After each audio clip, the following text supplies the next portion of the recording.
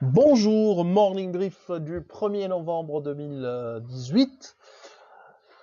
Hier, le marché a terminé sur une note positive, mais c'était un mois décidément dans le rouge. Bassem nous donnera plus de détails sur l'activité du marché hier et également un petit aperçu sur le mois.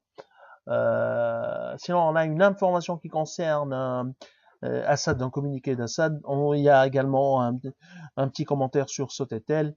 Donc, je cède la parole à Bassem pour commenter le marché. Merci Qais.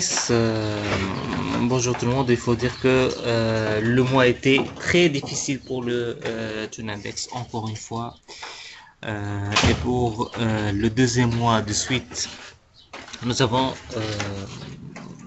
vu une performance négative, moins 5,16%, ce qui porte les pertes depuis la rentrée à moins 12,1%. Le taux index, il est à 17,8%.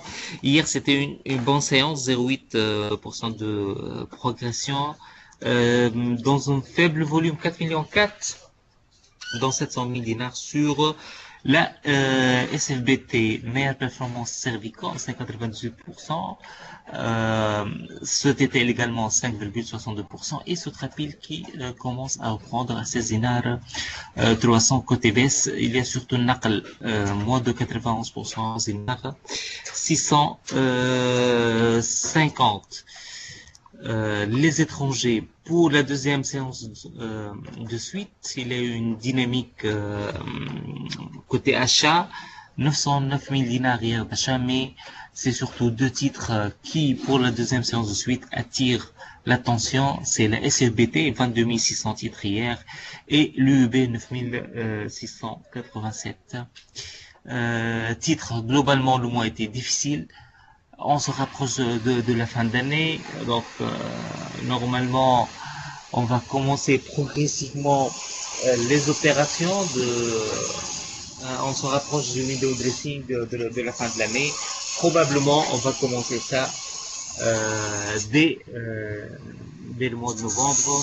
Faut pas oublier qu'il y a beaucoup d'interventions qui est faite sur le marché via les contrats de régulation de cours qui sont basés sur le cours des 30 dernières cours moyens des 30 dernières journées. Donc ça peut commencer dès ce mois-ci, donc dès mi-novembre. On pourra voir quelques titres dans l'oubliette depuis le début de l'année qui euh, augmentent et qui connaissent une dynamique probablement exceptionnelle. On verra ça, on va suivre ça de près d'ici la fin de l'année.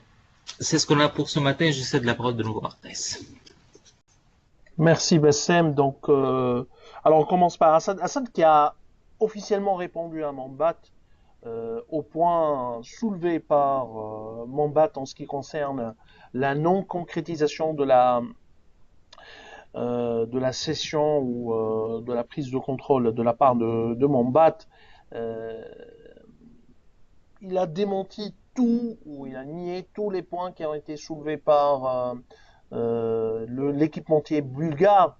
Après, en vérité, Mambat est une société cotée en bourse, donc elle a répondu officiellement à une interrogation du marché action bulgare en ce qui concerne la non-concrétisation de l'opération. Assad a répondu de son côté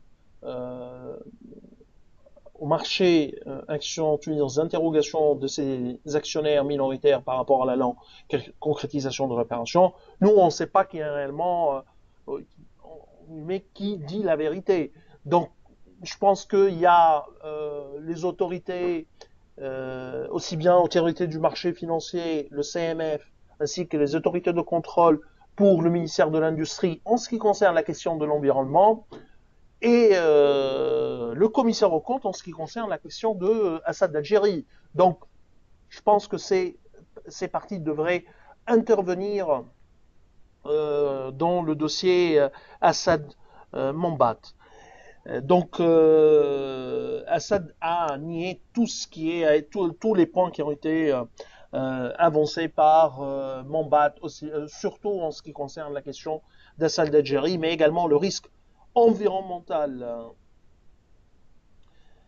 Alors, autre actualité qui concerne également Sotetel, d'après le site African Manager, euh, Sotetel aurait comme partenaire dans sa filiale algérienne, Sotetel Algérie, le fils de Issad Rabrab, c'est-à-dire un des hommes les plus puissants de l'Algérie. Donc, ce qui n'est pas ce qui est une bonne nouvelle pour Sotetel. Donc, le capital de la société, selon le site, hein, toujours selon cette actualité, est de 300 000 euros. Autre question également qui concerne, et ça c'est un dossier qui n'est pas très clair, la question de Servicom. Nous, on ne couvre pas Servicom, mais elle concerne le secteur bancaire et également les institutionnels porteurs des obligations de Servicom. A priori, il y a eu un accord, disons, officiellement, Servicom a annoncé qu'il y aura l'entrée d'un hedge fund luxembourgeois basé au Luxembourg pour entrer dans le capital de Servicom. Vraiment, c'est une question curieuse. On espère avoir plus de détails dans les prochains jours pour y voir un peu plus clair en ce qui concerne cette opération, parce que un fonds qui a investi plus de 30 millions de dinars, un hedge fund basé à Luxembourg qui investit dans Servicom de plus de 30 millions de dinars, c'est très très curieux. Hein, donc,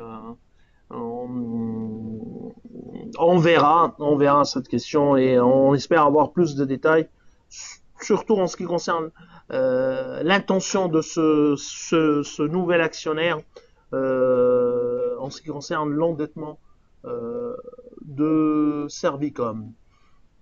Alors, c'est tout ce qu'on a pour ce matin. Donc, je vous remercie pour votre attention et je vous souhaite une bonne journée. Au revoir, à demain.